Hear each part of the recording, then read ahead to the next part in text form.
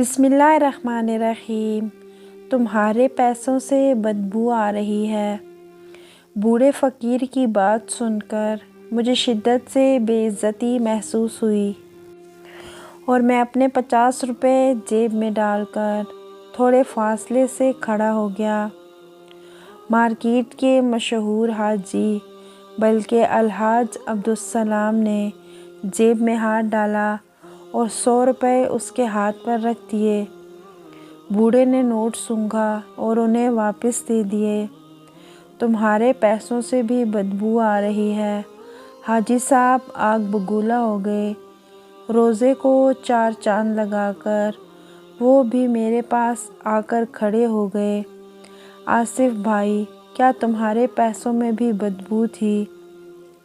میں نے سر ہلایا تو انہیں تھوڑا حوصلہ ملا۔ پھر ہم تینوں تیسرے کا انتظار کرنے لگے۔ انتظار فقط 2 منٹ ہی رہا۔ درجن بھر بدبودار ہمارے ساتھ کھڑے ہو گئے۔ ان میں سارے ہی نیکوکار تھے اور سب کے چہروں پر بہت زیادہ غصہ تھا۔ وہ بوڑھا شخص ہم سب سے بے نیاز، خوشبودار پیسوں کے انتظار میں کھڑا تھا اور پھر آخرکار اس کا انتظار بھی ختم ہو گیا۔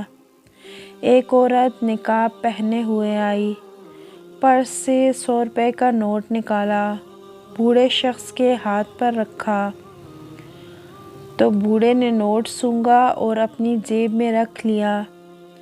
میرے پیسے میں بدبو نہیں، ہم سارے بدبودار ان دونوں کی طرف لپکے اور انہیں گھیر لیا اور عورت سے نقاب ہٹانے کا کہا تو بوڑھے شخص نے طنزیہ لہجے میں کہا، سوچ لو، نقاب اترا تو تمہارے چہرے اتر جائیں گے۔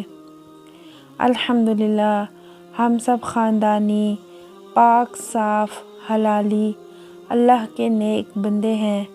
ہم بھی تو دیکھیں کہ یہ عورت ہم سے زیادہ نیک کیسے ہو سکتی ہے۔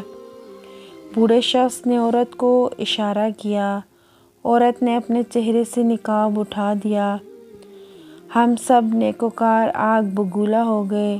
دل تو دونوں کو مارنے کا تھا، لیکن رسوا پھر ہم نے بھی ہونا تھا، تو مجبوراً تصور میں لائے گھونسے، جو مار سکتے تھے وہ مار مار کر اپنا غصہ نکال لیا۔